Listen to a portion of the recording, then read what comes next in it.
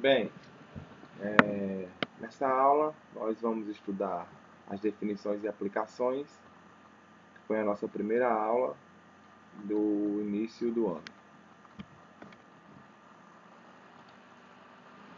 Então, o slide introdutório. A primeira pergunta que nós trabalhamos em sala foi o que é química. Química é a ciência central que estuda a matéria, suas propriedades, constituição, transformações e a energia envolvida nesse processo. A definição está bem clara e bem abrangente, a gente escuta muito aquela velha definição de química, que química é a ciência que estuda as transformações e a constituição da matéria. Porém, aí nós temos uma definição mais abrangente, que envolve também a energia envolvida nesses processos, nessas transformações que se dão na natureza, nos fenômenos químicos. Logo em seguida, nós trabalhamos algumas notícias que nos dão a sensação de que a química é algo má, é algo prejudicial para os seres humanos. A primeira delas foi a explosão em indústria química mata 9 e fere 2 na China.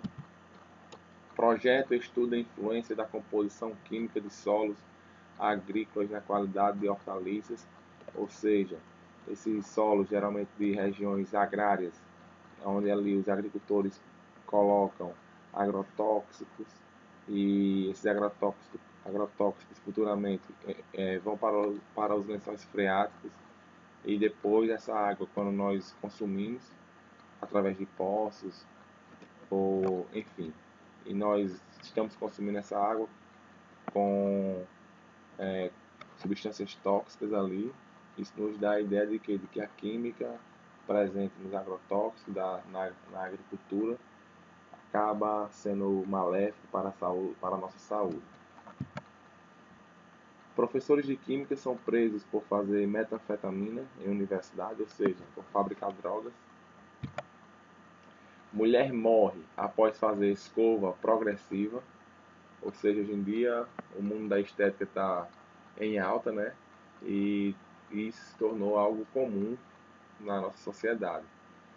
E a notícia que nós vemos aí mais uma vez, vamos ler aqui o subtítulo, né?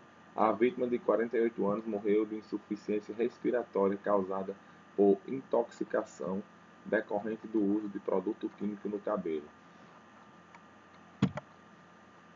Mais uma notícia: como o Brasil sofreu o pior acidente radioativo ocorrido fora de uma instalação nuclear no mundo.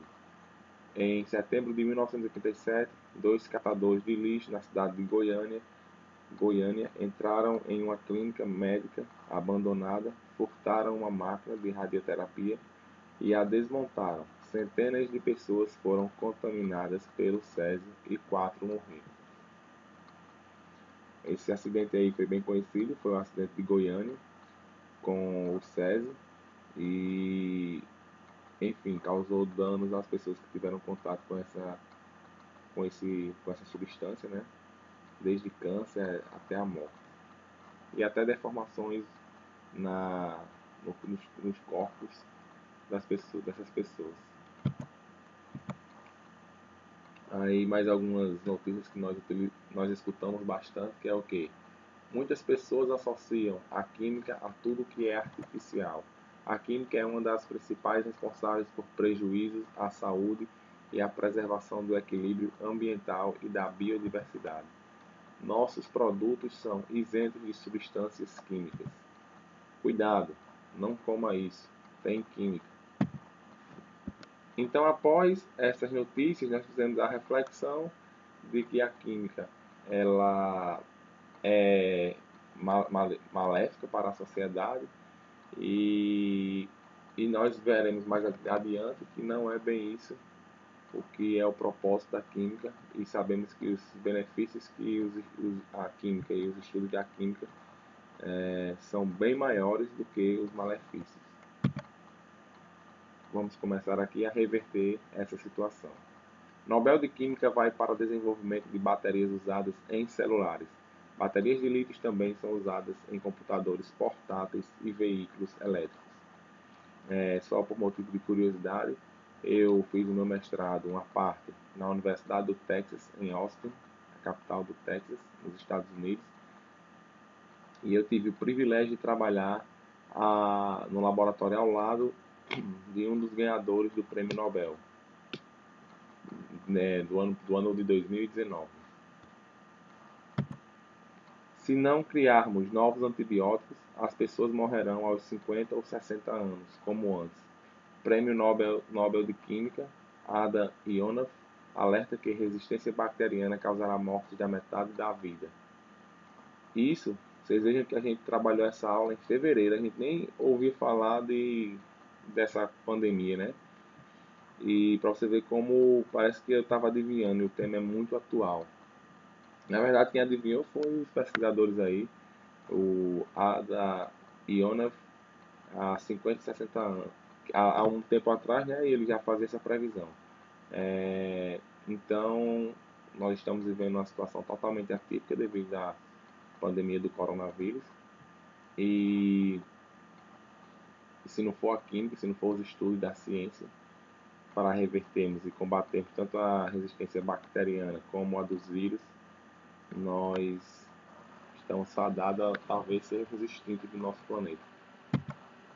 Cientistas recebem Nobel de Química por estudos sobre evolução e proteínas. Aí dizendo que esses franceses utilizaram enzimas e técnicas de clonagem para solucionar problemas químicos humanos. Outra situação bastante interessante foi que Thomas Malthus desenvolveu uma teoria chamada teoria malthusiana, onde ele afirmava que essa linha vermelha aqui, nós temos o crescimento da população com o tempo, onde a população crescia em PG, aqui no eixo X é tempo, né? E aqui no eixo Y é o crescimento da população, o crescimento da produção de alimentos. Então, como você pode ver na legenda aqui, a linha vermelha representa a população, e a população crescia de forma exponencial, crescia em progressão geométrica, e a produção de alimentos crescia em progressão aritmética, ou seja, é uma regra, né? Então, chegaria assim um ponto onde teríamos o início de uma crise, onde não teríamos alimentos suficientes para alimentar a população, e muitas pessoas iriam morrer de fome. Sabemos que com os estudos e os avanços dos estudos da química, na química referente à agricultura e à produção de alimentos, foi bastante considerável, e nós podemos equilibrar isso e mudar essa situação, tendo alimento suficiente para alimentar a população mundial. Desde já, valendo salientar que existem regiões pobres, onde nós não temos, tem pessoas passando necessidade, passando fome, morrendo de fome, o que é lamentável. E perdão, depois nós fizemos essa reflexão, onde eu perguntei, e agora, qual a percepção que vocês têm da química? E aí já conseguimos reverter, né, a situação, mostrando que a química tem o seu lado positivo. O que é energia? Nós definimos energia, discutimos em sala, aqui vamos falar de forma mais abrangente. A energia manifesta-se de diferentes formas e está relacionada com a capacidade de produção de ação e movimento, trabalho em um corpo. Energia cinética, aí nós citamos alguns tipos de energia. A energia cinética e aí as suas equações aí, por curiosidade, que vocês vão trabalhar melhor em física, em química, em outros momentos. Aqui, por ser uma aula introdutória, será mais light. Energia potencial gravitacional, a energia potencial elástica, a energia definida por Albert Einstein é igual a massa vezes a velocidade da luz ao quadrado. Energia eólica, energia solar, energia radioativa e energia produzida pelas termoelétricas. Definimos o que é átomo, que essa palavra deriva do grego tomos, que tomos quer dizer divisível, e quando colocamos o A antes é o que? Não divisível. Porque, como vocês podem ver aí, a etimologia da palavra, porque Isso era um pensamento filosófico que intrigava a humanidade. Isso há 400 anos antes de Cristo, os filósofos gregos Demócrito e Leucipo, eles se perguntavam, a sociedade se perguntava, né? Esses foram os expoentes da época, dizendo: se eu pegar uma barra de ferro como exemplo e eu for dividindo, sempre na metade, sempre na metade, será que chegaríamos a um ponto em que não seria mais possível dividi-la? E esse ponto foi denominado, futuramente descobriu-se que foi o átomo, que é composto por partículas subatômicas, prótons, nêutrons e elétrons.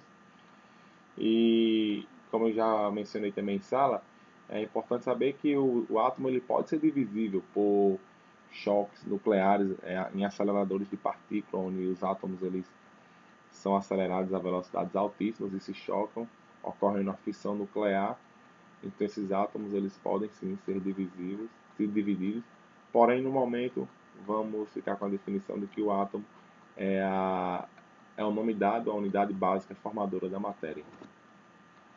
E lembrando que matéria é tudo aquilo que ocupa lugar no espaço e possui massa. O que é um elemento químico? O elemento químico é um conjunto de átomos que possuem o mesmo número atômico, Z. O número atômico é o número de prótons. O próton, como nós vimos aqui no slide anterior, ele fica no núcleo do átomo, juntamente com os nêutrons. Então, toda substância que não pode ser decomposta em uma substância mais simples, também é outra definição dada para elemento químico. Então, os elementos químicos eles são organizados na tabela periódica. Outro assunto que nós iremos estudar mais à frente. Tabela periódica, aí nós temos 8 famílias principais e famílias ou grupos, né? Temos aqui as famílias dos grupos de metais de transição. Aqui temos os lantanídeos, a série dos lantanídeos e dos actinídeos. Tabela periódica também, ela se dá pela divisão por séries, que são na horizontal, também chamada de 1, 2, 3, 4, 5, 6, 7, ou KLMNOPQ. Essas séries aqui na horizontal recebem essas denominações. E aqui nós iremos estudar mais à frente a história da tabela periódica. Um grande cientista que ajudou e contribuiu para o desenvolvimento da tabela periódica foi o russo Dmitry Ivanovich Mendeleev. Nós vamos estudar mais à frente. Então, o que é uma substância química? É qualquer espécie de matéria formada por uma composição constante de elementos químicos e que tenha propriedades físicas e químicas definidas. NaCl, água, sódio metálico, hidrogênio gasoso. O que é uma molécula? Conjunto de átomos iguais ou diferentes unidos por ligações covalentes. São eletricamente neutras e representam a unidade formadora de uma substância. Essas definiçõezinhas vocês vão, aqui no começo pode até parecer um pouco complicado, mas a gente vai trabalhando isso. Essas partes destacadas, a molécula que tem que ser formada por ligações covalentes, são eletricamente neutras, como a molécula da água, CO2, metano, hidrogênio gasoso, benzeno. Então aqui são alguns exemplos de quando nós trabalharmos ligações químicas, aí ficará mais claro para vocês. O que é composição química? Quanto que eu tenho de determinada substância naquele meu material, naquela minha molécula. Por exemplo, aqui um exemplo clássico e de fácil entendimento é o ouro. O ouro 18 quilates, ele representa o quê? Ele é composto por quê? 75% de ouro e 25% de outros metais. Já o ouro 22 quilates, ele é composto por 91,6% de ouro e 8,4% de outros metais. Uma liga metálica é um material formado por vários componentes, sendo ao menos um deles um metal. Por exemplo, o aço, composto por ferro mais carbono. Temos o exemplo do aço inoxidável, do latão, do amálgama, que é utilizado para os dentes, para fazer aquelas antigas restaurações. Bronze, utilizado na fabricação de moedas. O ouro, como a gente já viu, ouro 18 quilates. E aí tem as suas respectivas composições: aço, ferro mais carbono, aço inoxidável, ferro, carbono e cromo, latão, cobre e zinco, amálgama, aqui é mercúrio, prata e cobre, o bronze, cobre e estanho, o ouro, prata e cobre, que nós temos o algodão, que serve para algodão, seda e lã serve para fabricar roupas, né, vestuário. E no lado direito agora nós temos produtos que foram feitos com o passar do tempo, com o avanço dos estudos na ciência. O nylon substitui o algodão, o poliéster, a seda, as lãs acrílicas, a lã. E nós não degradamos mais o ambiente de forma tão agressiva como se nós tivéssemos que trabalhar sempre com recursos naturais. E ali nós temos também coloquei só uma curiosidade, que o nylon, além de ele servir para fabricar roupas, ele também serve para fabricar engrenagens. Você pode trabalhar na composição, o tamanho da molécula do polímero do nylon, e aí você consegue obter diferentes propriedades.